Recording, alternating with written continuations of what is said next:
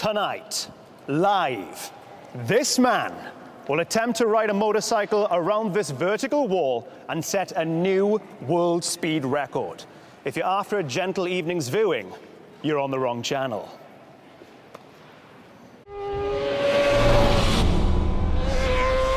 Guy Martin, motorcycle racer, lorry mechanic, and very British daredevil, is attempting to make history. The best idea anyone's ever come up with ever, of anything. Yeah, genius. Okay! Guy is taking one of the most dangerous motorcycle stunts ever devised and supersizing it. We've built the largest wall of death the world has ever seen. When you see it with your own eyes, mental. Tonight, Guy attempts to set a new world speed record. We're here to do one thing and one thing only, to go as fast as is humanly possible on this wall. You underestimated it a bit. Oh, I'm the luckiest man alive. I'm the luckiest man alive getting to do this. Come in! Come in! We'll see Guy's intensive training. I mean, you're going to fall out. Sorry. As he learns to ride a vertical wall. Am I the best? You are the man. As he learns to cope with the enormous G-forces he'll experience.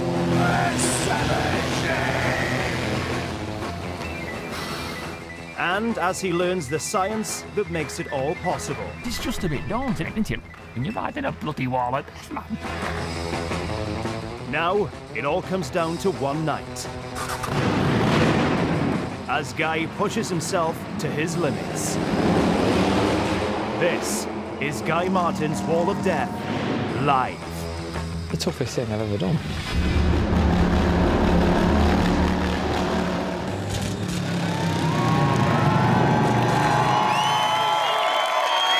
Welcome to a hangar in Lincolnshire, and what is going to be an evening of extraordinary television. It's certainly going to be an extraordinary couple of hours for this man, Guy Martin, everyone. And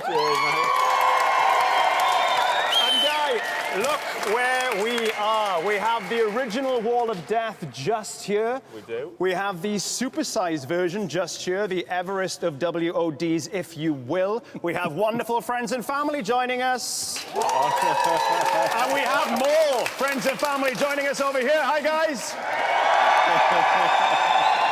And, of course, we've got a medical team, naturally. Guy, the question a nation wants answering is this one. Go on. Why are you doing this? It's madness. I don't know what it is. I'm just all a bit, oh my God.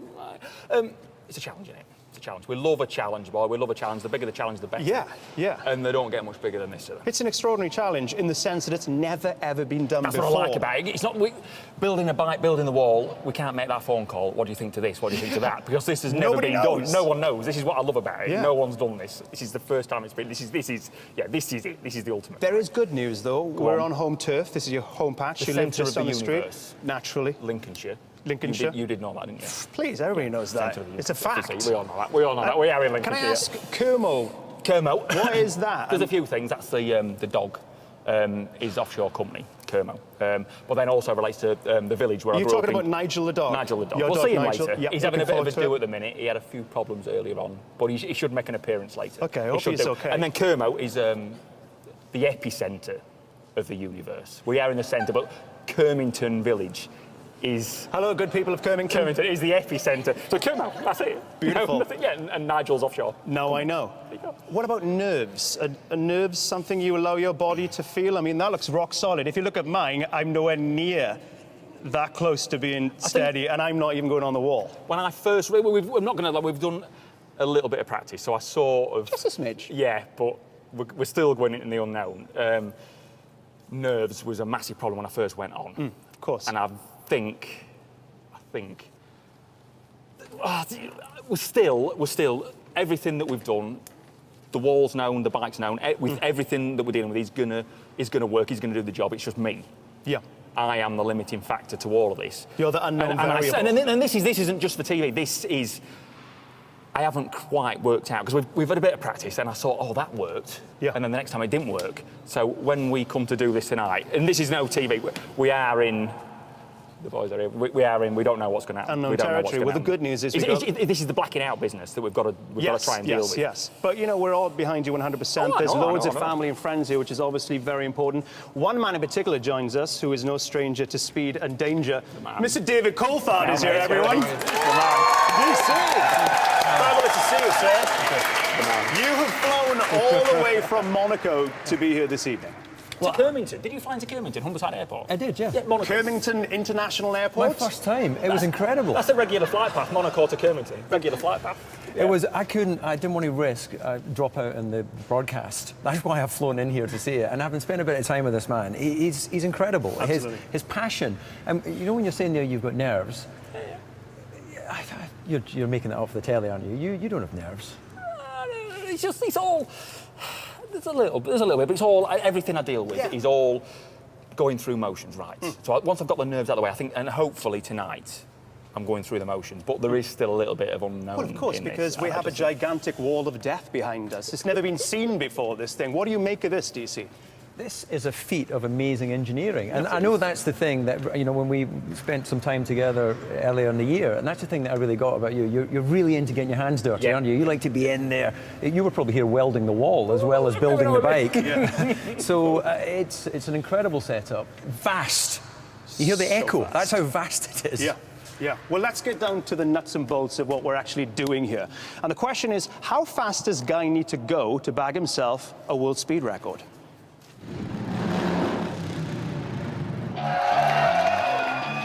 This man, Patch McGillicuddy, appears to be the fastest ever Wall of Death rider.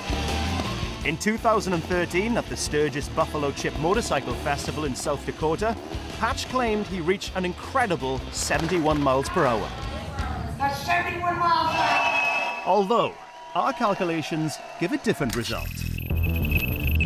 The wall Patch was riding on is the American Hell Riders Wall of Death, which has a diameter of no more than 9 meters, and therefore a circumference of 28 meters. His fastest lap took 1.3 seconds. That means he was traveling at 48 miles per hour, and that's still very fast. It's not official, but we think that's still the fastest anyone has ever ridden a Wall of Death. However, for Guy to claim an official world speed record, he'll need to go a lot faster. So let's find out what Guy has to do to achieve the world speed record. Here at the desk, we've got our timing team who will be working out precisely what speed he reaches. And here's Sofia of Guinness World Records. She joins us. Hi, Sofia. Hello. Please tell us, what does he have to do here tonight? So today, Guy is going to be attempting the Guinness World Records title for the highest speed on a Wall of Death.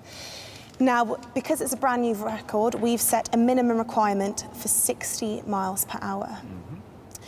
Now, we've got a few guidelines for this. We've measured the wall already, and it's 116.7 meters in circumference. So in order to achieve this record, you'd have to go do one revolution in 4.3 seconds. Okay, yeah. Does that sound doable? Yeah. Right, that's for the record to stand right. That's I'm not that clever. My brain's doing the maths. My brain's doing the maths. Right. Yes. I think it's important to mention up top that you're going to get 2 attempts at this. Right. And in between those attempts, you're going to have an extended break. Yeah. What we call an extended. I mean, as long as you need, really, but keeping in mind we are in a live TV live. program. I keep forgetting this is live. I'm not used to much live Most stuff. importantly, why do you need the break? I think that's what needs to be answered. Reset the brain. Okay. I think this is what I've been finding, and I'm still not sure why it does this. But if you go up there and you put your body under the situation in G, your body's like, what time? We can't swear, can we? No, please No, we don't can't swear. Your body's like, oh, my word. Flipping heck. My word. Yeah. What's all that about? And your vision starts going, because that's the first thing your heart has to pump your blood to the brain. Your brain has to then feed everything else. And I think the first thing that it knocks out is your vision. So your brain is in shock when you put it in this situation of G. But then if you go away and come back to it, your brain's like, I know what you just did. I know what you just did. I'm ready for you now. I'm ready for you. And I think it's better prepared the second time. I think this is all a bit of an unknown. We're not sure. But you're very well practiced. I mean, you had your first attempt on the wall a year ago. On Ken's wall. On Ken's wall, which I pointed out at the start About of the show. a year ago, yeah. So you're well practiced. And Guy went to meet Ken to find out if a lorry mechanic from Grimsby That's it. could learn one of the most dangerous motorcycle stunts ever invented.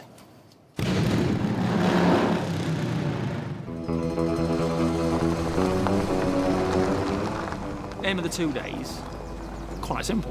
Could I cope with riding on a wall of death? The man whose job it is to train Guy and assess his abilities is the most experienced and talented wall rider in the UK. My name's Ken Fox, and I'm the proprietor of one of the last remaining walls to death, still operating in England. You've been doing this 40 years. Yeah, my dad did And your it. dad was doing it before you? Yeah, and my Your granddad granddad was before doing it? that, yeah. Riding the wall is in the Fox family's blood. Ken's granddad bought a wall in the 1930s. Ken's dad rode the wall, and then Ken himself became the boss. Ken starts Guy's wall training by getting him straight on a bike. Okay, so let's just push off, all right? First thing Ken did was push me around, have the bike running so I got used to the noise of the motorbike in the wall of death. Look forward, look down. Look forward, look down. Then get used to doing it by myself. Keep going, look forward, look down. That's good. Now that is very good, Guy.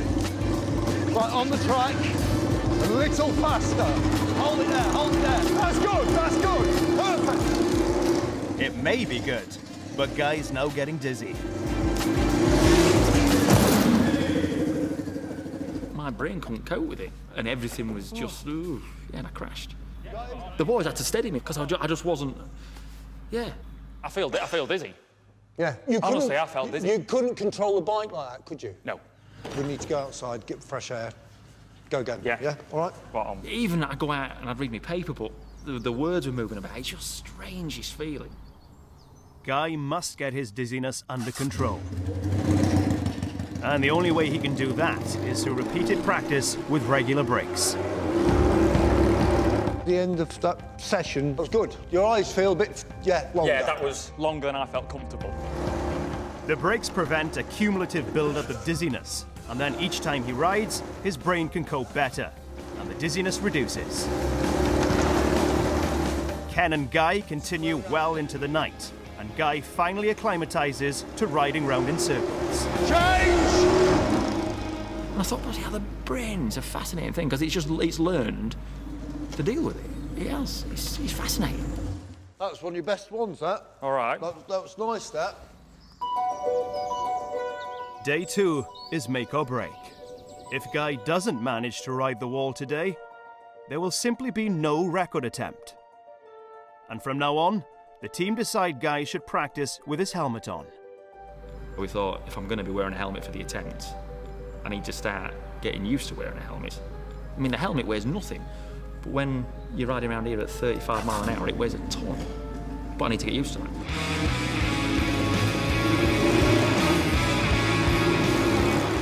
The way that Ken has taught me to do it, you've just got to feel when the bike feels right in third gear. You just hear the engine, apply the throttle, and then go for the wall. Change! And he does it. I thought, I'm on the wall of death. I'm on the wall of death. And he felt a lot smoother than riding on the track at the bottom. Faster! Incredibly, after just 2 days of practice, Guy manages a whole minute riding the wall. Okay, come in! But that's got him dizzy again.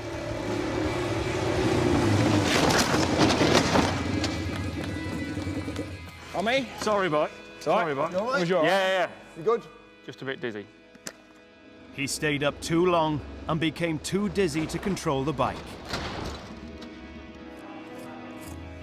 Despite leaving his mark on Ken's wall and bending the bike's handlebars, You boys have done that before. We got the tools. Guy wants to get back up there immediately. On his final run of the day, Guy amazes everyone and manages a personal record of 34 continuous loops. And he stops safely. Lots better all the way through. All the way through, lots better.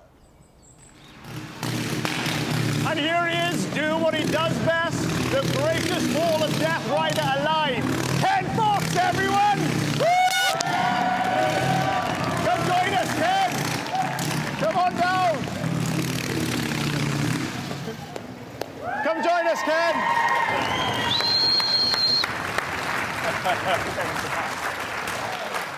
All right, boss.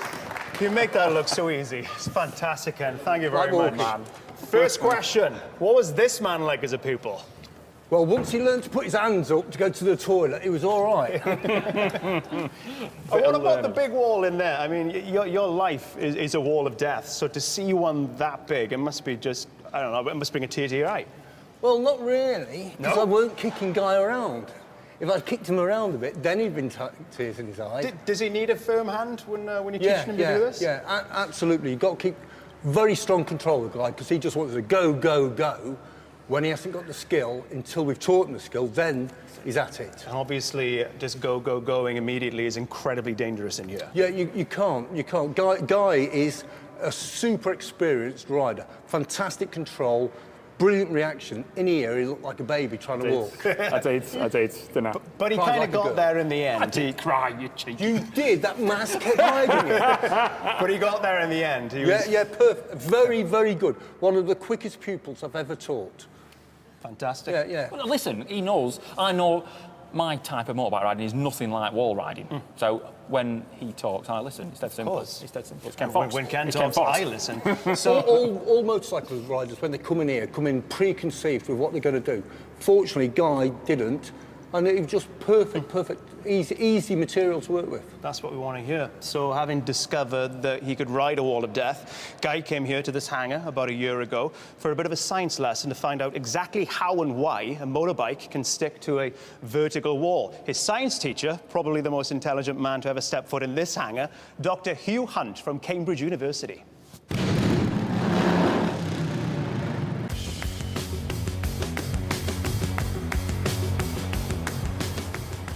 It's just a bit daunting, isn't it? When you're riding a bloody wall of death, man. And I needed someone to fill me with confidence that it was doable, that the physics and the maths was going to allow me to stick to that wall. And I think that the man for the job was Hugh Hunt. Guy is very good at taking comfort in the laws of physics. I can say to Guy, this is how fast you have to go, this is what you've got to do. He said, oh, good, all right, I'll do it then. He deals with cold, hard facts. You can't argue with him. Hugh's brought along a van load of props to demonstrate to Guy why a wall of death motorcyclist sticks to the wall. Do you feel the G-force? Yeah. And apparently, it's all to do with the big forces created when an object travels in a circle.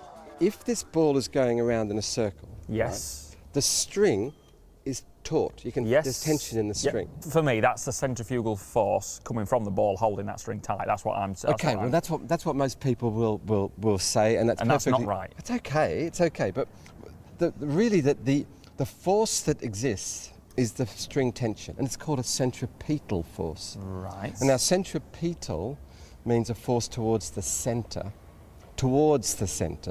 and centrifugal is a force away from the centre. Right. So the yes. centripetal force is the string force pulling the ball to the centre. Okay. Right, yeah. And the centrifugal force is the apparent force, and that's the force that you feel sticking you to the wall of death.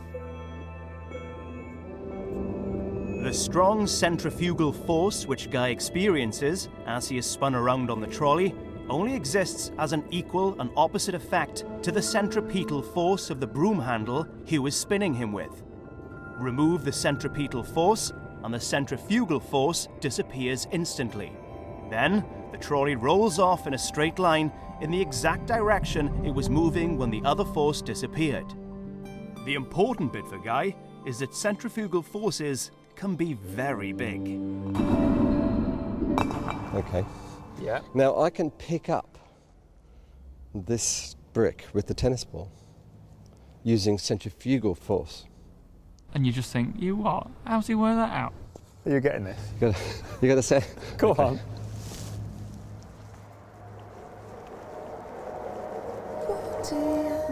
The forces generated are so great that the tennis ball draws the string through the aluminium tube lifting the brick off the floor.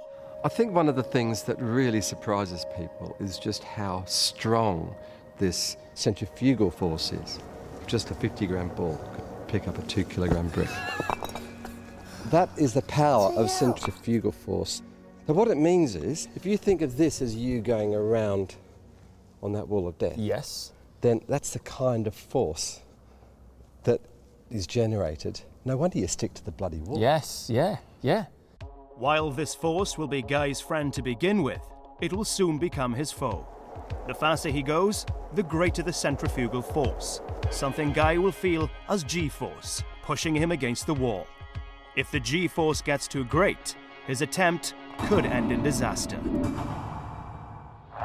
G-force, or gravitational force, is a measurement of the force you experience while you're accelerating.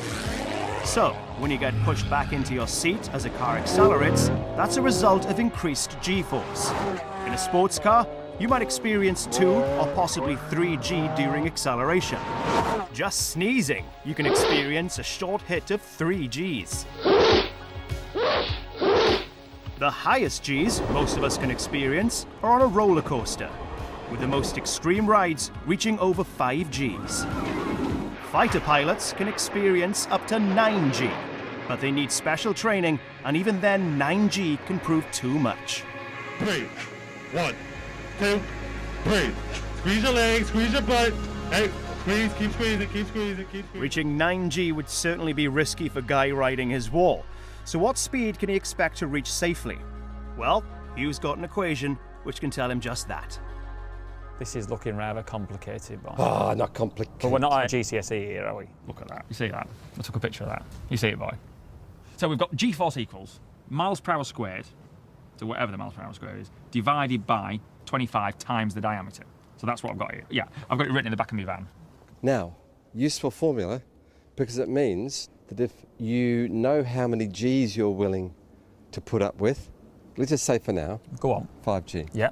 And how fast do you want to go? I want to go 100 mile an hour. So, 100 mile an hour, and you want to pull 5G, Yeah. That number. you can figure out how big a track you need. Using his equation, Hugh works out that if Guy wants to go 100 miles per hour and can cope with a sustained 5 Gs, then the wall will need to be a whopping 80 meters in diameter, which is far too big to fit inside the hangar. The hangar will hold a wall with a 40-meter diameter. So 40-metre diameter. So we've got the knowns, haven't we? We've got the 40-metre diameter. We want to do 100 mile an hour. We could work out what G we'd pull.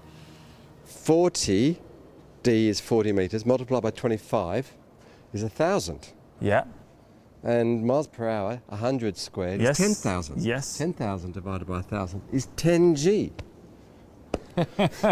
10G, that's tough. That might be a bit optimistic.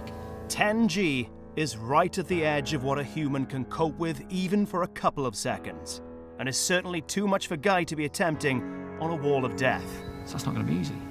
But still, we'll be right, honestly. And like talking to you today has filled me full of confidence. Full of confidence. Full of confidence. It's happening. It's happening. It's happening. And there it is, Hugh's equation still on the wall of the hangar. And Hugh, it has to be said, it's incredible that your equation has created this massive wall of death. Well, incredible, but they're not my equations. Oh. Isaac Newton, Big in the gravity game, yes. big in Lincolnshire, because he's home, Grantham, just down the road. I didn't know that, okay. So you think of Isaac Newton and you think of the apple. Always. Which fell on his head. But what he was the message he was trying to get across was that if you imagine this apple and you throw it and it lands over there somewhere, if I throw it a bit harder, it might land in Lincoln. You have to throw it quite hard. If I throw it even harder still, it lands in South Wales, let's say. Beautiful part of the world. Yeah, absolutely. If I throw it even harder and it goes around the Earth a bit and lands in North America, really, really hard, it goes around and around and around. Comes all the way back. All the way back and hits me on the head. Now, Okay. what Newton worked out was that the force that's keeping this apple, pulling this apple towards the Earth, is the same force that's keeping the moon in orbit, going around in a circle around the Earth, and that's the same G-force that's keeping Guy stuck on the wall for this wall of death. Okay, I get It's just it. amazing, it all sticks together. Yeah. And how important is it that Guy understands the science? Well, it's really important. I think Guy knows it too, because you don't do these things by accident. You don't. Interstellar space travel doesn't happen by accident. You have to do the calculations. You have to do the maths. You have to understand the science. And Guy's really aware that with the backing of the maths and the science, it gives him the security to do this safely. Okay. And what's the magic number of G's Guy needs to help him stick to the wall safely?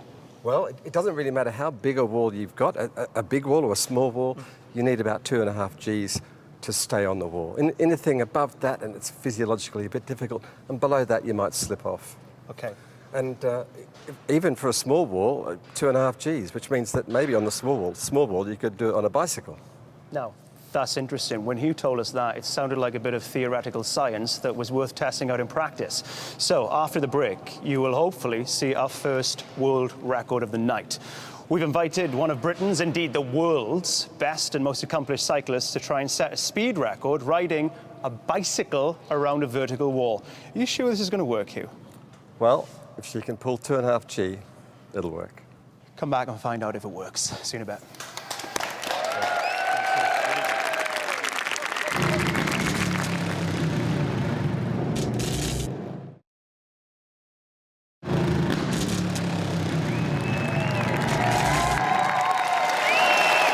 Welcome back to a hangar in Lincolnshire where tonight, live, Guy Martin will attempt to set a new world speed record for riding a motorcycle around a vertical wall of death. But as promised, we're having a little experiment which might just bag us our first speed record of the night. Cambridge University's Dr. Hugh Hunt is still with us, and his calculations say that a good cyclist should be able to pedal a bike around this vertical wall. At what speed, Doctor? Well, 20 miles an hour should pull about 2.5 G, which is what you need to stick on the wall. Okay, good to know. Right, so to put Hugh's theory to the test, we're going to hopefully set our first world speed record right here, right now.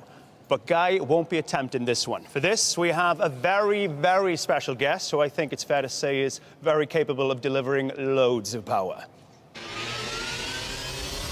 She's notorious for the snap away from the gate. She's had a very good start. Everyone's watching this girl. She absolutely rode that to perfection. Champions, Sinead Reid and Victoria Pendleton. I don't think I've ever seen so many camera.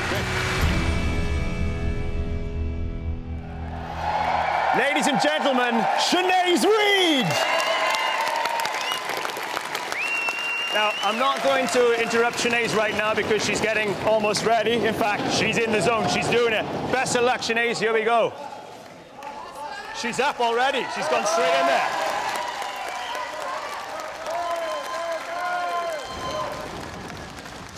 In order to bag herself the record, Sinead needs to do 25 miles per hour. That looked pretty promising. Sinead, are you happy? Or do you want to go again? You happy with that? You do indeed. Sofia here from Guinness is going to tell us the time. Okay, Sinead, you got a total of 26.68 miles an hour. You did it! Thank you, Sofia. So it looks like the maths worked. Congratulations, Doctor. Oh, Sofia has your certificate, by the way. It's just here. We'll hold on to it until you're ready. Congratulations, Sinead. That was incredible. So good. Sinead's Guy has already got a world record in the bag. The pressure's on now, isn't it? It is your turn, sir. Would you like to go and get ready? Get yourself in the zone? Yeah. Off you I've go, only Guy. got a twist of throttle, haven't I? Hopefully that'll inspire you. You go to it. No pressure. Right, see you in a Off bit. he goes. Thank you. So, one world record in the bag. Can we do another? The big one's coming up. Guy and his crew are now almost ready to head into the wall, just doing final checks on the bike, and we're about to reach the culmination of 2 years of work to make this record happen. As you can imagine, a massive wall on the bike Guy will be riding wasn't built in a day. Take a look.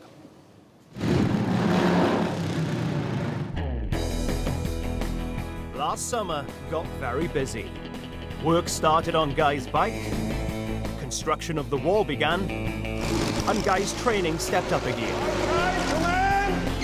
That was better.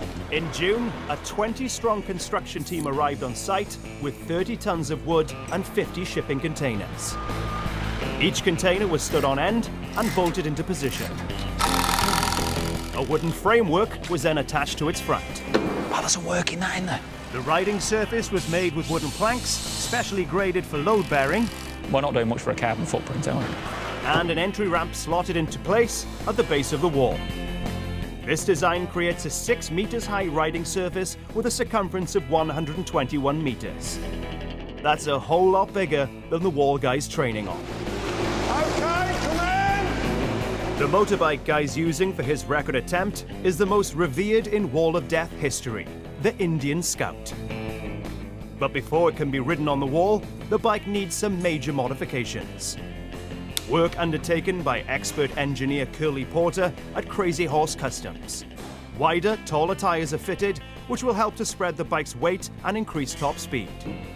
The seats shifted, the petrol tanks shortened, and foot plates are added, all to give Guy a more central upright riding position, to cope better with big G-forces pushing down on his shoulders.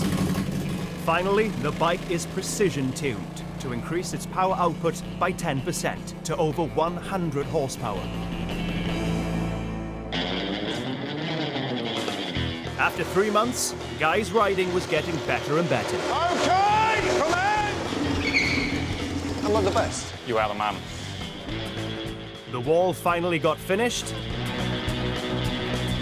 and so did Guy's bike. Time for a world record attempt. So this is it. Guy, Ken, Cammy and Sharon are ready. 12.94. Offering Guy all the support he needs. Guy, Yes, mate. how are you feeling? This is it. We're about to do it. She hasn't, she's just done the job, hasn't she? She's done the job. The Pressure's on question me is now, now. can Guy Martin do the job? It's all in hand. Yeah? It's in hand, yeah. I just think Yeah, top boy. you've shown me the ropes, haven't you? Cammy's on the case with the preparation. Do you need to get Curly's done a bit. I've no doubt in my mind that what's underneath me, that the wall's built right, the bike's built right.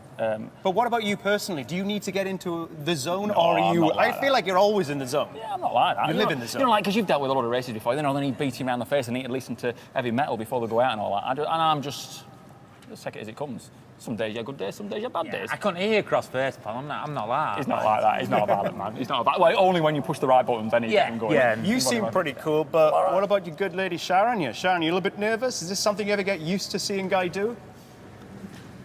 Yeah. Yes. It's just him. I'm not nervous. I know you can do it. Yeah. You can. You know what you're doing. I've done everything that he's doing Yeah. to hopefully be right. But then we've still got a lot of unknowns, haven't we? We've still got a lot of unknowns. Absolutely. When you're doing Those something that's being me. never been done before, there's going to be a lot of unknowns. But Ken's given you a lot of prep. You're giving him all the advice on the two that you can. He's well up there. He's well up there. He knows that if he don't do it, he's going to be walking funny for a week, isn't he? Yeah. Oh, He's yeah. all right. You think oh, Ken Fox don't mess with Ken. He's all right. He's only a softie, you know. You're doing all right. Yeah, that's right. You do. He's only a softie. He's all right. You're It's all Ken right. Friday, isn't it? Yeah, it's Ken Friday. Ken says it's Friday. It's Friday. It's Friday. Yeah. Are we ready to go? Are we going to do this? Yes. Guys, ready. Come on, let's let's get have in it. there. Let's Let's have do it, it. mate. Let's Very have it, best mate. of luck, Guy. Cheers, mate. Cheers. Good luck, everybody, actually. Curly, have a good one. Good luck, man.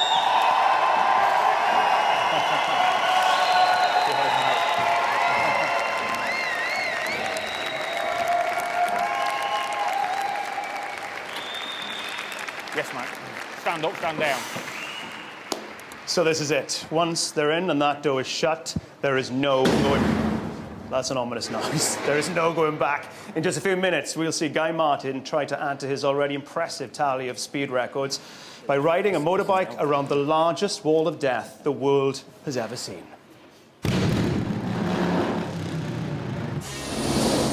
In the last 2 years, Guy has set no fewer than 5 UK and world speed records. He's the fastest Brit ever to have ridden a bicycle. He's 112.94 miles an hour. He smashed the world speed record for the fastest sledge run. He and his mate Jason Miles pedaled further in 24 hours than any other pair in history. He set an unofficial UK speed record in a hovercraft, 75.21 miles per hour. And he built and drove the fastest soapbox racer of all time, reaching 83.49 miles per hour. Is he about to add another world speed record to that extraordinary tally? Find out in just a few minutes.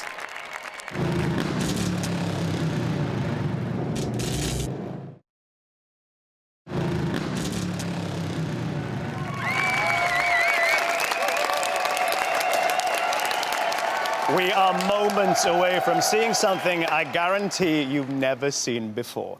Grimsby lorry mechanic Guy Martin attempting to ride the largest ever wall of death at over 60 miles per hour. If he succeeds, he will set a new world speed record. Speaking to him beforehand, you saw he looked very relaxed. I'm joined by Sharon, his girlfriend, who said she was relaxed earlier, but this is not the face of a relaxed person. How are you feeling, genuinely? I mean, I'm nervous. I don't know how you must be feeling. I'm a bit nervous. Yeah. But I know he can do it. Of course he can do it. Yeah. But it's just the fact it's a wall of death. It's something nobody's ever seen, something on this scale. I mean, it's the unknown, which is scary. It's the name, isn't it? Wall of Death. Yeah. It doesn't really comfort you, does it? No. Well, listen, brace yourself. Yes. I'm being told that Guy is ready to go, which means it's now time to hand over to our commentator, James Allen. Over to you, James. Thank you very much, Steve. So, here we go. The voyage into the unknown. Guy Martin, a TT legend, age of 34, 15 times on the podium at the Isle of Man, 3 world records, including the world's fastest sledge, the world's fastest gravity racer. But this, a totally unreasonable thing to want to do. Just waiting to fire the bike up then, and he will then go out for his first familiarization run. That's the Indian Scout. You can just hear him talking to his crew. 225 kilo racer. 1100 cc's, around about 100 horsepower as Guy goes out onto this enormous wall then. 37.5 meters in diameter, 6 meters high, and he's warming the tyres up. They've been in tyre blankets like Formula One tyres have been, just to get them right up to temperature. He needs to grip this wall and just trying the edges of the vertical, you see, coming off the angles. This very much a familiarization run, really, to get a feel for the bike and the tyres and the conditions. We've got a crowd in here and a very good atmosphere tonight. And he's just slowing down. He's going to come in and check in with his mentor, Ken Fox.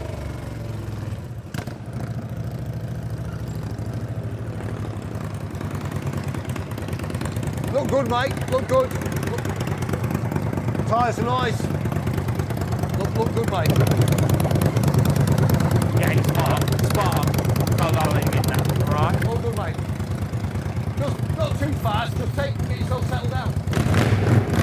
Okay, second run now. This one, a bit more of a familiarization for the mind and the body. This is where the G-forces start to increase, where the vision starts to grey out, where the muscles start to strain. This is very much testing the limits of the man as much as the machine. He's up on the wall already, 46.5 miles an hour. There's a green band, look out for 59, he's just under the limit he needs. Maybe next time round. No, it's slightly slower, 56 this time. He's a whisker short of the world record on his first proper attempt. Guy Martin is clearly feeling good tonight. You can hear him just working the throttle. You can only really last about a minute. His left hand, he's just done it! 60 miles an hour, left-handed out! And he's testing the limits of himself already, but he's already broken the world record, 60.1 miles an hour on his first proper go. And how much further can he go, I wonder? He's still going round, and again, just taking his left hand off the handlebar. That's a confidence thing, really, for mind and body, just to prove it's possible to stay in touch with everything. Continuing to do the laps here, Guy Martin, on this Indian Scout, the preferred bike of Wall of Death riders, going back to the 1920s. Beautiful looking machine, and he's clearly in a good mood tonight. What a great run from Guy Martin.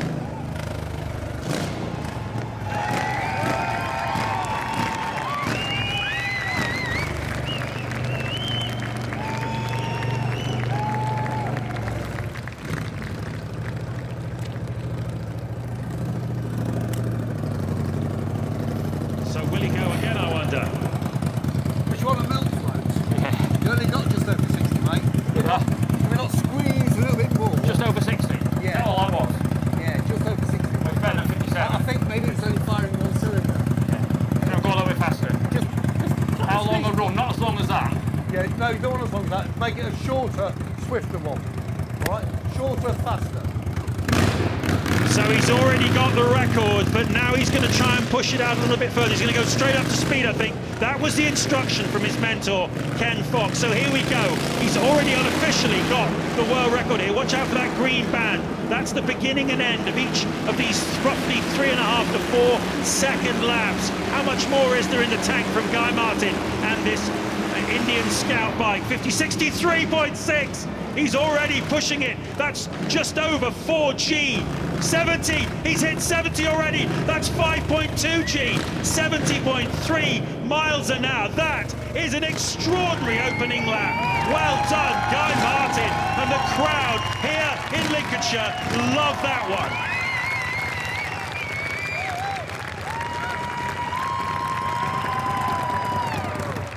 That's a bit better, like you was meaning it that time, 71. You want much more? No, well, it weren't bad, mate. Well done, 71. Do you want a break and have a breather? I need a pee. A break? Have a beer. Have a quick beer. Just have a minute, here we go. So we think he's done it, 70.3, but again, we are talking about an official world record, so we need to check and verify that speed, which Sofia will do in a moment's time. But right, I want to speak to Rita, Guy's mum. You're the first mum in the world who's ever had to watch their son do something like that on a gigantic wall of death. How did it feel? Terrifying.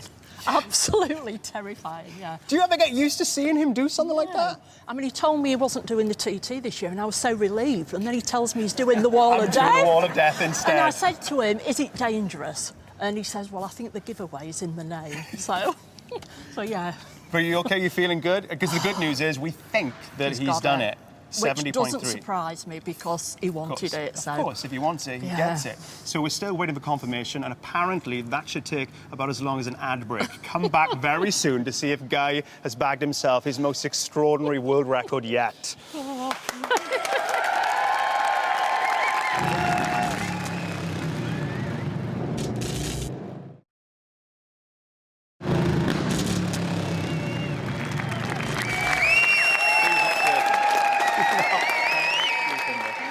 And here he is, ladies and gentlemen, Guy Martin. He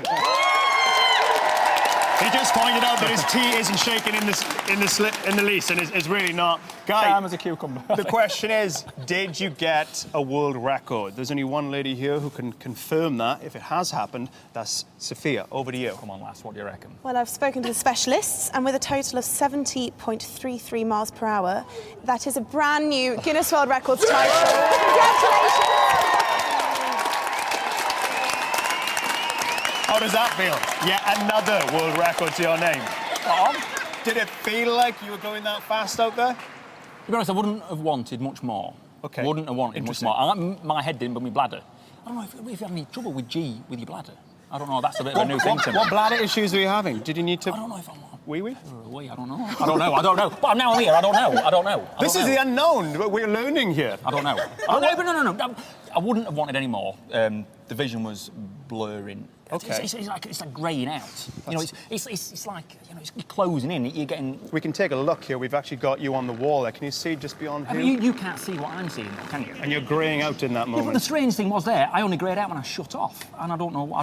Hugh, how many G's was Guy pulling there? Well, I reckon he was pulling about 5.3 Gs, which is 5.3. like carrying 5 of you on your back. Yeah, it's enough, DC, isn't it? It's enough. That's bigger than F1 Gs. Am I right? Oh, it is. And when you mentioned about his back, you know, how is your back standing up? Because you've still got a bit of metal in your back. No, that's doing the job, isn't it? That's holding you up. It's got the scaffolding. But the crazy thing with the G, it's all, you're like, it's going through your saddle, isn't it? It So is, right it is, between it your is. legs, you're pulling all that G, which is pretty uncomfortable, I would Hence imagine. needing a wee-wee. Trying to get your upper body in the right position also seems to help. The straighter you can get your back and you can get your arms in the right place, that seems to help. Can we have a word from the man who's put in the most work here, Ken? Come on. The boy did good. He did very good.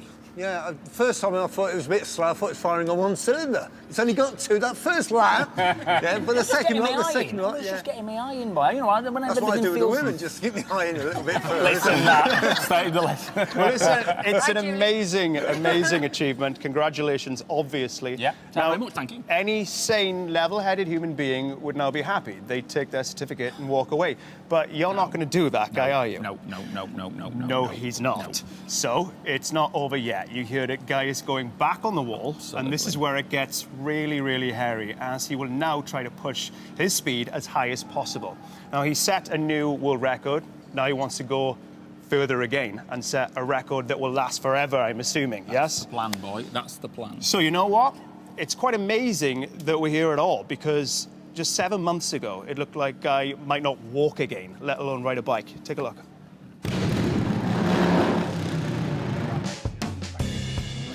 On the 6th of August, 2015, just 2 months before he was planning to set a world record on the Wall of Death, Guy was in Northern Ireland, racing in the Ulster GP. It's the fastest average speed of any road race in the world, which I think the lap record at the moment is 133 something. So yeah, first race on Thursday. Watch the lights and away we go. I think I got a bad start. I think I was about 6th or 7th on the first lap. But I plugged my way through, got up. I think within a lap I was leading. Connor Cummins still in third, Peter Hickman fourth. Look behind me, and the lad that was pushing me is Bruce Anstey, and he's good round there. He's from New Zealand. This is it then, the last lap. And we've both been on lap record pace. We was both going as hard as we could go. And the distance has just gone out a couple of tenths that time between Guy Martin and Bruce Anstey. Don't give Bruce an inch. Don't give him an inch. I had to make sure I had a perfect run out of islands, so he couldn't pass me. No, Martin's down! Guy Martin's gone off on the islands. Oh, it's a big one. It's a big one. At the time, that's knocked me out. Next thing I know, I wake up in hospital. Maybe an hour later, I think. And that's it. The rest of it's a blur, really. The rest of it's a bit of a blur. Unbelievable. And is that a red flag? It's been red flagged. Nothing dramatic about it. I'm not like, oh, thank, you know, I wasn't thanking anyone for being alive. I just thought, well, if I'd have been dead, I'd have been dead and I wouldn't know about it, really. But I'm all right. I'm all right. I know during the crash I went through a lot of mud, but look at the state of that. And then look, the strength of the helmet's all gone. So well, obviously it saved my bacon. It saved the bacon, hey? And I've still got my marbles. I brought 2 metacarpals in there, which they've screwed together. You see the scar on it? But that's got 20 odd screws in there. I couldn't believe it until I saw the x-rays. I brought the sternum, and then I think about 4 or 5 ribs. And my back, I broke about 4 vertebrae. So there's 2 rods that are a bit shorter than the scar, and probably 10 screws. I don't know if I can feel it. I don't know. Everything's just a bit sore because to be able to put the rods in, they've had to take all the shoulder blade muscles off, you see. Got a bit of a paddling pole. I keep laying in the paddling pole to cool it off, and that makes a big difference. I was in the paddling pole at 4 o'clock this morning. You can't miss the valve. Straight in. Endurance athletes, not just endurance athletes, any athlete really, they use ice baths for recovery. You know, straight after exercise, they get straight in. And I don't really know the science. I know it's something to do with blood rushing one way or rushing the other. I've not been sleeping, just because I'm sore. Not mega pain, but I've been getting up at 4 in the morning and getting in it. And for some reason, get out, get dry, get back in bed, and I'll have another couple of hours. I'm all right. It's bloody cold. I just lay in there I'll try and do it for a couple of minutes at a time. I've been doing 4 minutes. I've done 4 minutes. 4 weeks after it happened, Guy still hasn't seen the crash. Cheers, boy. That's Bruce Anstey. So I was right in having to ride. Yeah. That's the first time I've seen that really properly. Yeah. See, what's caused what damage there? You see, there's not a lot of movement out of me, is there? But they're not long putting the red flag out there. Yeah. I'll watch that again. I'm looking at that now and I think, ooh. I'm all right. Live to fight another day. The accident was on the Thursday, operated on the Friday. I walked on a Saturday morning. I said, I wanted to be out Sunday. I said, I'm just thinking, all I wanted to do was just get back. And the first thing was Wall of Death. I mean, obviously a horrific thing for you to go through, Guy, but let's not forget about Sharon. Well, I know you're smiling, but Sharon just turned her back to the monitor because she didn't want to see it. You can't even look at it. No. What was that like going through that? Must have been awful. It was, but He's here, isn't he? Yes. He's made of iron now, I think. He really is. He's mostly metal. He's more machine than man, no? How much steel, actually. Because you can't use now steel that's magnetic. Because when you go for an MRI scan, it tries to pull it out of your body. Oh. So that's what I learned all that. How much metal is in you now? I've got whoever gets me body when I cark it, if it goes wrong tonight, whoever gets the scrap, when we weigh in, price of scrap's not very good at the minute, no, is it? Is it? It's not £100. You don't know your price of scrap, do you? Well, my old man used to make money out of scrap, so yeah, that was You a few used years to ago. get 400 quid for a ton of dirty scrap now, you won't get 100 quid now. So it's not, maybe I won't Can we work not that talk much. about your dead body being Sorry. scrap? Sorry. Let's focus on the next run. We're talking You'd be good though, you'd be quids in, I reckon. Well, yeah, I might put in a bid. It is Guy Martin after all. Let's talk high Gs, because that's where we're going next with your second attempt. Hugh, what's it going to feel like for him out there? What do the Gs get beyond 70? I mean, Well, what do you want to do? You want to do 80? Well, at 80 miles an hour, you're looking at 6 or 7 Gs of force, which is six or 7 times your weight. Yeah. Which means you've got to imagine 500 kilograms on top of you. Imagine you're stuck underneath a Mini or something like that. You're trying. That's what you're going to while you're trying to control the bike. But it is doable, isn't it? Boys do that, don't they? Formula One boys. Well, DC's no stranger to Gs. Yeah, but only for like a fraction of a second. Yeah. No, that's sustained G that you're going to be pulling. Yeah, but trying, because I haven't got a lot of room for error. This is what I've been learning from riding Ken's wall to this wall. Absolute minute movement of the handlebar means you're at the top of the wall. You don't want to be at the top of the wall. If you're in a vehicle with 4 wheels, yeah, you don't have to stop the vehicle from tipping over, right? But with 2 wheels, you lose it for a fraction of a second, and that's it. Yeah. It could get messy, couldn't it? Yeah, but that's why we're here. It's not easy, is it? No one's queuing at the door to do this. How do the Gs feel on the last run at 70 miles per hour? Yeah, I'm all right. It's just the vision. The vision is the thing, yeah. The vision, it's the greying out here. But it was sort of all right, because we only put that red line on at the 11th hour, really, because if anything goes wrong, when I start losing the vision, I don't know where I am. I don't know if I'm at the top of the wall or bottom of the wall. I do not know where I am. So at least now, when I start greying out, I've got that red line as a bit of a reference point where to be. So, yeah.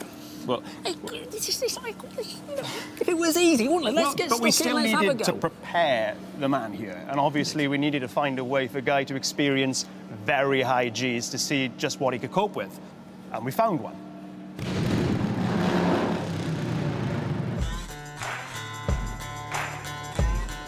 I need to know how I'm going to deal with too much G. I need to get to the point where I'm passing out or throwing up or whatever's going to happen. I need to be able to realise what happens in that situation. To find out what happens in that situation, Guy is going for a flight in this. An extra 300 stunt plane. At the controls will be this man, ex-fighter pilot Mark Greenfield. I run a flying organisation. We do advanced flight training, and our day job is primarily teaching airline pilots what to do when things go wrong.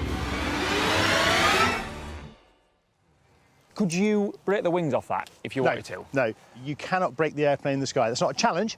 I'm just saying the limiting factor when we go flying is going to be you.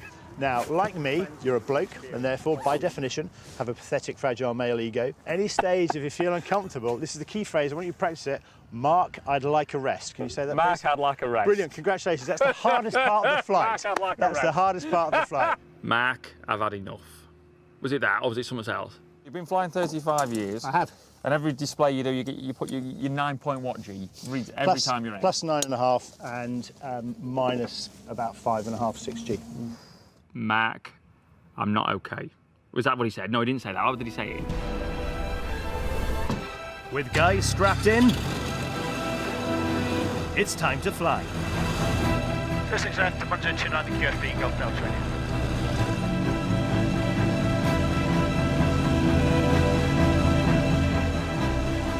Bit steep with the Spitfire.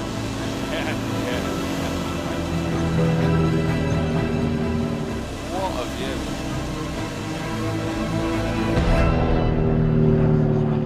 We got cracking. It flew upside down just to see if the straps were tight. Rolling inverted. Yes, yeah. Happy with that? Yeah, perfect. Oh yeah, just flew upside down. Yeah, straps are all right, yeah. To test Guy's G tolerance, Mark will fly in a continuous banked turn. we can't sit at high G in level flight, so what we actually have to do is overbank the airplane and use gravity to help accelerate the airplane in a descending spiral. The faster and tighter the spiral, the higher the Gs. But how will Guy cope? And we're going to be turning in the same direction as your ride is going to be. First up, a 4G run. Smoke on! Squeezing back to 6, so that's 4G. I just felt like my neck wanted to give way, and this was only 4G. Okay, how was that? Yeah. The vision went slightly down. Then we went for the next one for about 5G. There we go. Ooh. How was that? Well, still okay. The vision was closing in. And then 6G. Embrace the lower half of your body. 6G.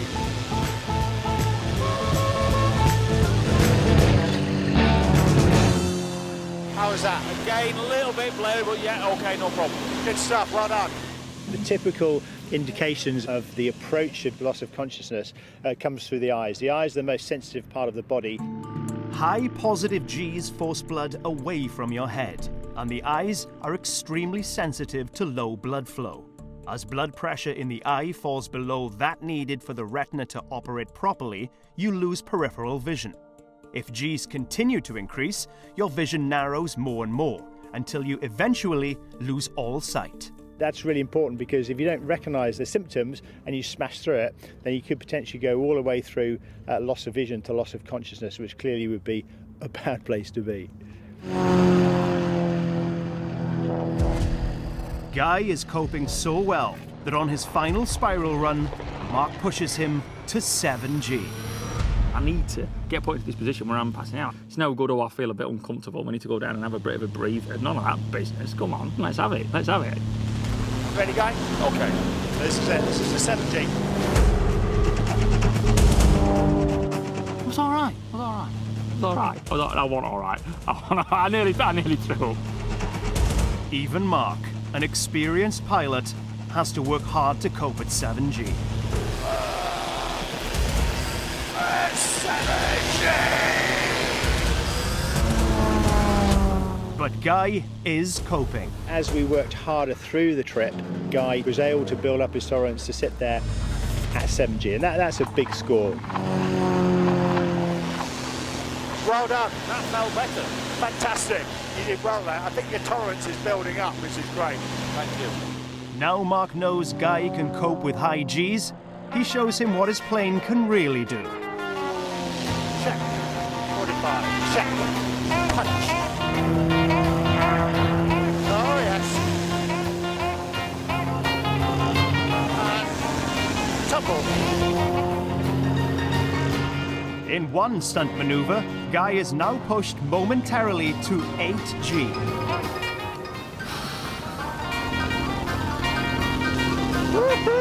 Wow, good work. But as Mark levels out, it's clear Guy is only just coping. You look at changes in body language, and Guy, who's a really chatty bloke, really started to quieten down, and that was a fairly obvious sign that he was, if not uncomfortable, at least working pretty hard to stay in the game. And we'd had enough for the day. Matt landed it, brilliant landing. Taxied in, but it was a bit rough, and that nearly set me off. It's a long time since I've thrown up, but I know what the feeling is. Oh no, no, don't now. No, I've been through all of that. Oh, I was nearly reaching for the sick bag. But I had a word with myself, Martin, pull yourself together, Martin. Despite almost redecorating Mark's cockpit, Guy has demonstrated an ability to cope with high Gs. If I had control of the motorbike, even though the vision was going, I would have been able to close the throttle and get control of the bike again and slow down and come off the wall. You did well, mate, to actually hang in there, because that Thank you very much. was pretty hardcore. I think we'd be in a bit of a panicking situation if Mark had took me out and there's me passing out at 3G and throwing up. We would have been... But we're not, are we? We're not. It's good building blocks today, boys. You see, when I got out of the plane and walked off, I was a bit second-hand.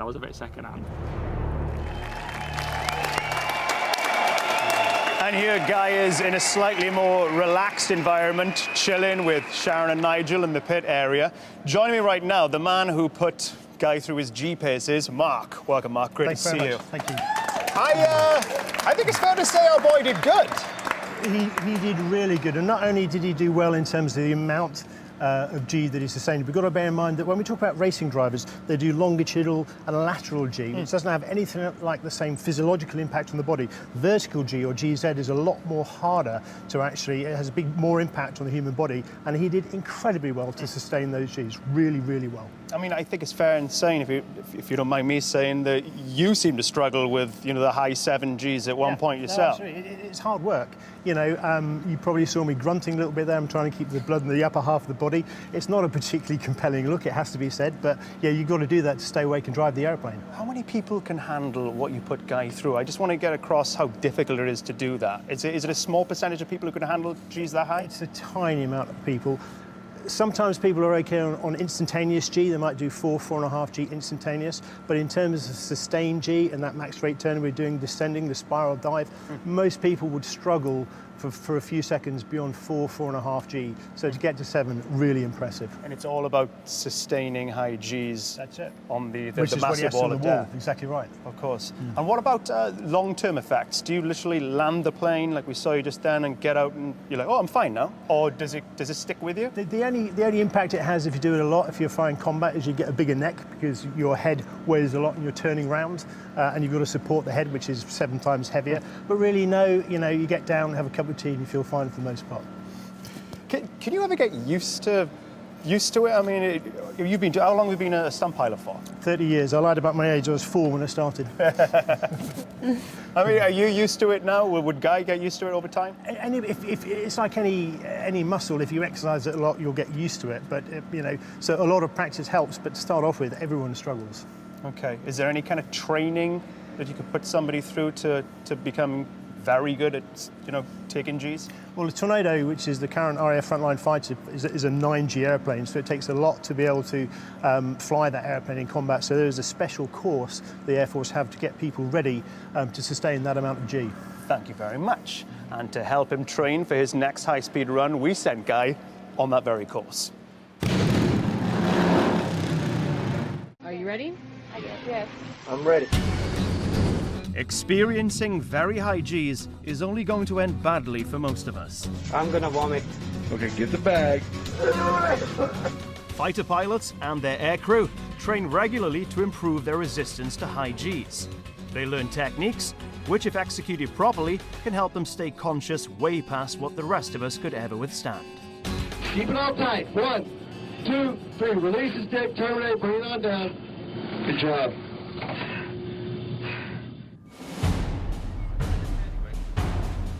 So here we are, RAF Henlow. You'd never know where it was, near Stevenage.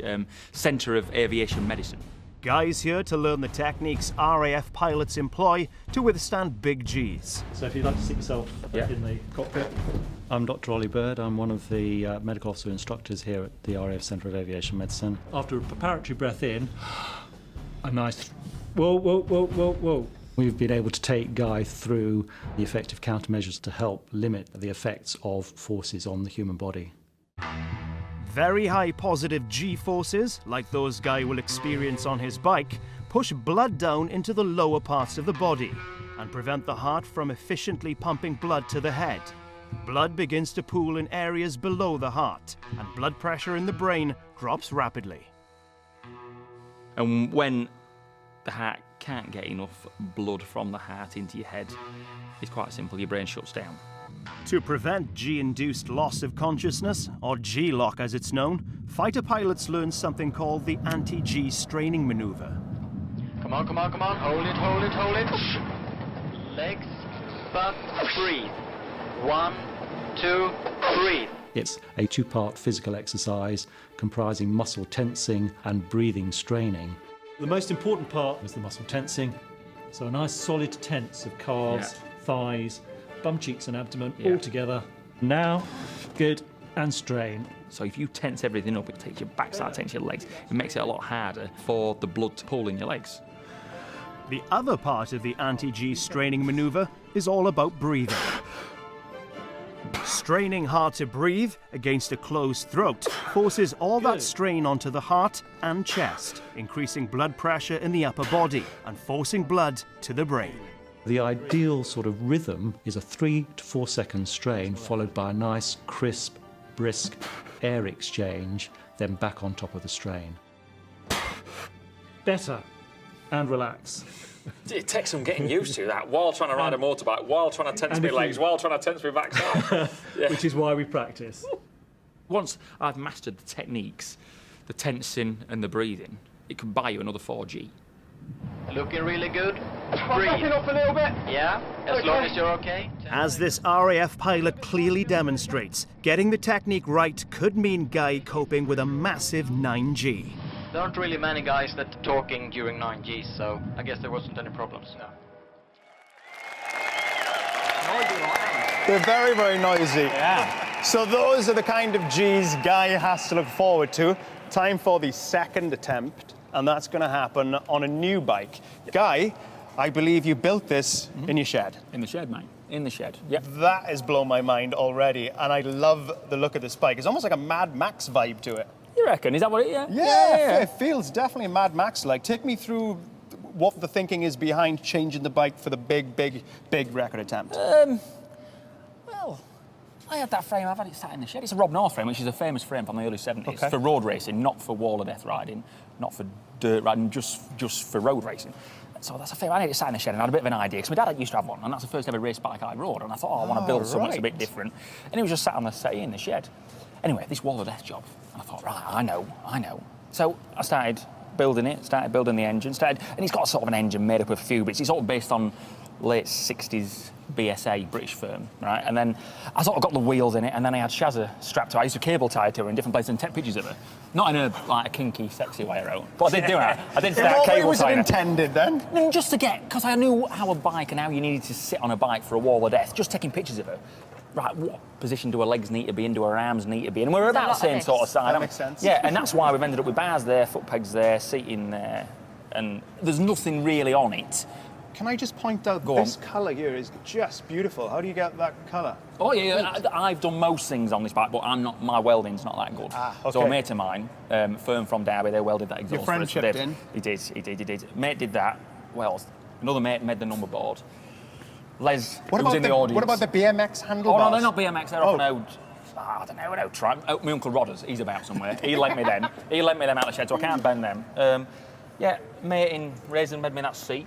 That's just a seat and it's for sitting on and nothing else. It's not for style. There's nothing on it that's for style. It's just purpose-built machine for going fast on a wall. Let me say this here, and I don't mean this in a bad way. I'm no engineer. Go on. But would it not be prudent to use the Indian Scout, the one you did the first because it's pass proven. on? Because it's a proven, proven quantity. And you'd say that, you would say that, but that is a right heavy old bus, isn't it, there with India? What do we reckon it weighs? I mean, Curly says she weighs 200, I reckon she's more than that. It's all cast. It's a right big lump.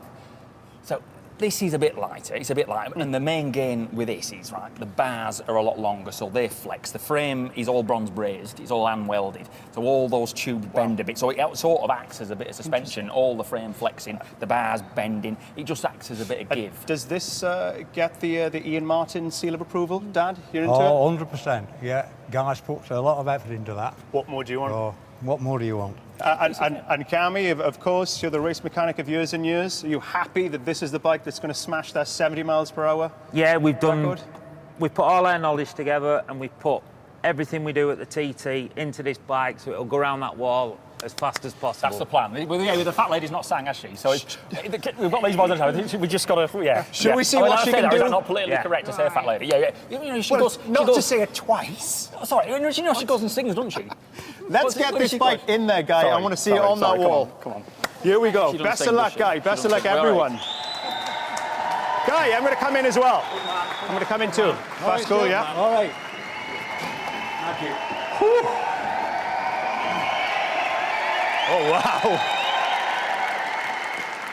It's like being at the Coliseum. So, here we go again. And this is where it gets very, very serious.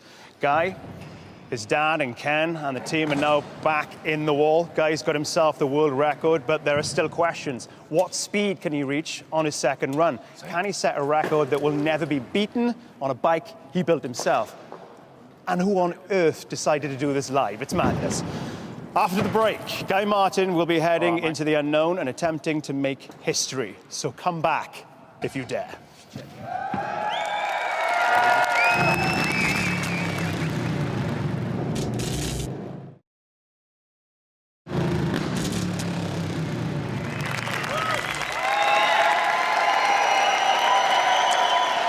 Welcome back to the scariest piece of live TV you'll have seen in a long, long time.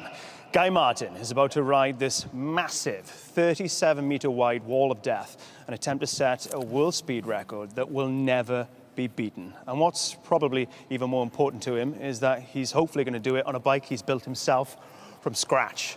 His dad's over there with him, along with his race mechanic Cammy, and of course, Wall of Death legend Ken Fox. Right, looks like he's in the zone. Feeling good? All right, mate, yeah, right. Okay, here we go. It seems pretty relaxed, but let's not forget this is very risky and very dangerous. James, it's over to you, sir. Thank you, Steve. Well, it's not often you see something that's never been done before. Guy Martin, already a record breaker, 70.33 miles an hour from his first run, sustaining 5.4 G as the machine is wheeled onto the back of this BSA-based bike that he's built himself in his shed not far from here in Lincolnshire. And Guy Martin, 15 times on the podium in TT. Of course, that 1,000-yard stare of the racer. He's concentrated, he's relaxed, and he's ready to go. This bike, as he was telling us, has a little bit more flex in it. He just feels a bit more comfortable on it. Just warming the engine up, his girlfriend Sharon there looking nervously on. So the big question is, how far can he push it? This bike, based on a 750cc, 3-cylinder machine, 85 horsepower, borrowed handlebars, a borrowed seat. Very much a homemade machine. Again, warming the tyres up, just getting everything ready. The conditions, of course, have changed slightly since the earlier ride. Just moving it up and down on that horizontal section, leading up to the vertical section of the wall. This very much the familiarization with the bike and the wall, and just getting himself into the zone before he gets into the massive Gs that he'll encounter later on. Checking in now with his mentor, Ken Fox.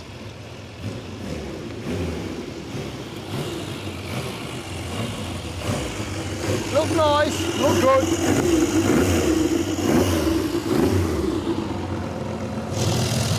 Looks all right, mate. All right. Yeah. Dead on. Give it a beat, Jake. All right, again, not a fast one. Just wake the tyres off. You can tell he's hot to trot. Give it the beans, Chief, was the instruction from his mechanic Cammy, and straight away Guy is building into the groove. This is all about settling the body now and the mind, and already you can hear the revs on this triple-cylinder engine bike rising. He's getting quick already. Here's the time, 46 miles an hour for his first plug.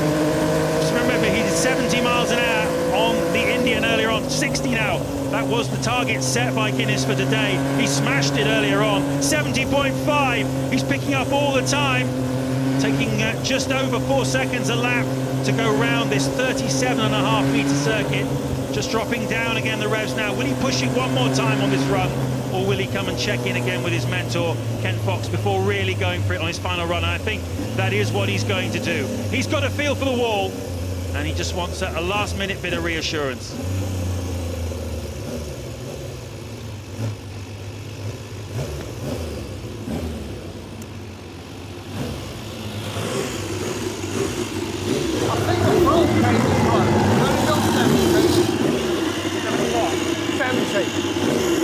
All right. 70 miles an hour. 70. Yeah.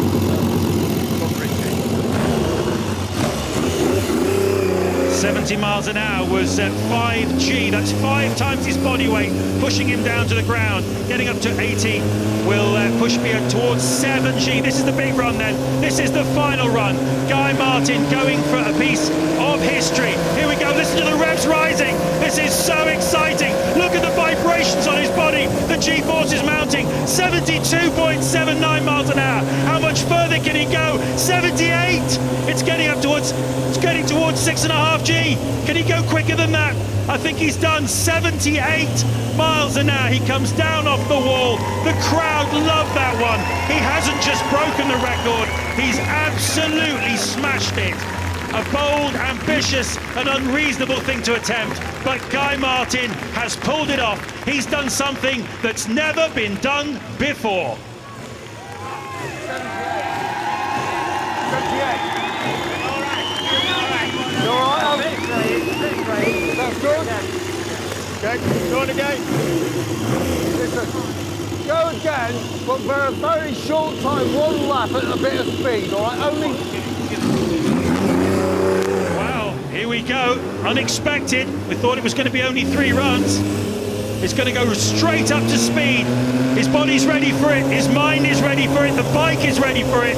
It's just him against the clock. Listen to the revs rising. He's pushing it harder than ever now. Look at the vibrations on the wall. 58 for the opening lap. Here we go, 70.7. Is he going to have another go? 78.1. He's right where he was before. Can he get to 80? No, he can't. He's coming back off the wall. An absolutely heroic attempt, though. 78 miles an hour. Fantastic performance from the TT legend, Guy Martin. 78 miles an hour, the new world record, the fastest ever speed on a wall of death.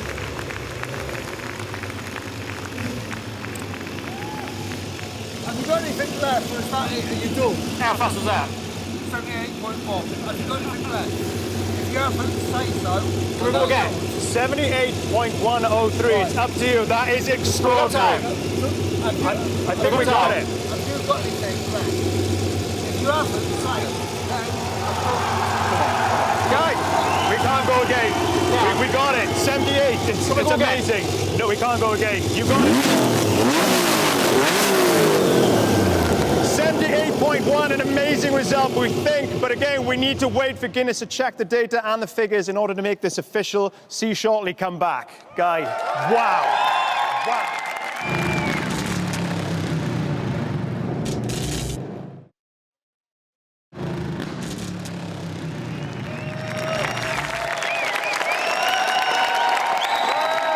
Welcome back, one and all. Here is the man of the moment, ladies and gents, Guy Martin! Let's take a look at Guy attempting what seemed to be the impossible and achieving it, we think. We've got a clip of you on the wall. That's how it looked from our angle, Guy. Sticking to it like glue. Did it feel good out there? No, it felt eerie. I don't say eerie, but Cammy, I've been with Cammy for a week, and everything eerie and burr and no. I'll be going back saying osserin. No. That first run, we'd mucked about, and I'm trying to work out how my brain deals with it. So I thought, right, how it's dealing with it, you just shock it in the first place, like I did on the Indian, come back in, and then go again, and then your brain's ready for it. Then it's ready for it. You know, it's like, what's Yogi Bear? It's like, he's ready for it. I can't even imagine what that's like. But it was ready. So I went the second time, because the first time, how I got away with that, I do not know. Because I've been greying out my proper. Sorry. Tell you what, let's get the confirmation that we have the world record. We think now, we've got. No, you're not. Totally. It's your moment. You babble all you like, honestly. Well, let's ask Sofia can you actually confirm what we hope is happening? So, Guy, in your first attempt, you got 70.33 miles per hour. Yeah. I can confirm that in your second attempt, you got 78.15 miles per hour. Thank you very much. Have you got the certificate? You got to have the Guinness certificate. I've got the certificate. Give you the broom, mate. Give you the broom. It's a brand new Guinness World Records title. Congratulations. Thank you very much. Okay, now I'm going to ask you to take us through your world record run. I mean, it looked ridiculously fast. It was terrifying to watch. Did it feel as fast when you were up there? The first time, I went up, we mucked about on the wall just to get on the board to get the tyres warm, and then I went up and I gunned it, which was only 71. But I tell you what, how I got away with that, I do know. There was a wobble in there. Where I greyed out completely. Like, let me put that down there. If it's like you was, You know what I mean? Because usually the vision just sort of goes there, but this time it was that. And I just thought, oh, no. So I shut the throttle off, and then I could just see the red line. I thought, oh, I'm still on the wall, I'm still on the wall. So I shut off completely, come back in, and I thought, right, gather my thoughts, reset again, and then go again. So I went again and got 78. And I thought, all right, my brain's getting a bit more used to it now. So I came in again, can we go again? But it's a live programme, we ain't got time. Unfortunately, we ran out of time. But you'd already smashed your previous world record. You know, I mean, you've got to be chuffed for that. Genuinely, you could spend 10 years building a bike, and it wouldn't make any difference to that. The limiting factor on there is me. It's the human. Yeah, but why? Why? I don't know why. Can it do it I tell 1 you second why, and not the next? I don't know. Your G's were, can you tell me that one more time? 6.69 G's. 6.69, is that what it was? Right. That's accounting for the greying and the narrowing of vision. That is just amazing amount of pressure on your body. I can't take it in. Sharon? I can't take it in. Can in. you take this in that he's done this here today? Yeah. Yeah, but we always want it doesn't matter, you're a racer, aren't you? You just want to go faster. You want to go faster, you want to go, always want more. You always want more, you're never happy, I got to ask Mum and Dad, who must be very, very happy. Ian, Rita, your boy did it, and he's here, he's safe. Oh, fantastic, yeah. Proud of the lad. Oh, absolutely. But he's brilliant, well done. That's a world record that's going to stand for a long, long time. Long And this time, man yeah. just here has got a lot to do with it, Ken. Yeah, Ken. I'm a bit Congratulations. upset. I've lost my pound bet. What was your pound bet? I thought it's 75. Sorry, boy. Your quid gone. That's my quid gone. Sorry, boy. But, I mean, time well spent. You invested a lot of time in Guy. Yeah, he's done good. He's done good. Just fantastic. Thank you very much, boy, for all the time and effort and the patience you've got, boy. Let's hear it for Ken, please. He deserves it. Thank you. And a word from Cammy here as well. I mean, you put a lot of effort into the machine here. You look after Guy, you make sure everything works properly. To see him do something like that must put a smile on your face. Yeah, we've done some crazy things in our time together, haven't we? Yeah, but we have. I think that's going to take some beating. Yeah, that where do we go from here? Jump over Grand Canyon? I don't know. Something like that, won't it? We'll find something, though. We will find something. You do know we will find something. Always drag me in on it. You'll find something. I just hope I'm there for it. Where's Hugh? Yeah, Hugh. the man. The maths work too. DC's here as well. You guys happy with what you've seen here today? Fantastic. How's that bladder of yours? How are the... It was all right. I emptied it before I went, Bob. We're all right. No wee, no poo. We're all right. We're all right. No, but I tell you thought what. it could have been a bother. You know, if I was going to wee or poo myself, I was going to catch it back up again when I came round, wasn't I? I thought that was going to be the problem, yeah. I'm all right. It's all the P-forces. That's the P-forces. That's what it's Very good. That's a good line. DC, what do you think of that? Well, with his leather so tight, you can see he's got balls of steel. So very impressive. The camel toe. Congratulations. Yeah, thanks very much. So I think it's fair to say it's been an amazing evening here. I'm not sure we'll ever see anything like this ever again, and if we do, it'll probably be this man doing it. I think we all need a stiff drink, guys. Am I right in saying that? Yeah. Am I right in saying that? I think we all deserve it. Thank you. Ladies and gentlemen, even if you're at home, stand up and applaud a very British daredevil, the fastest man ever to ride a wall of death with an official world record speed of 78.150 miles per hour. Ladies and gents, Guy Martin.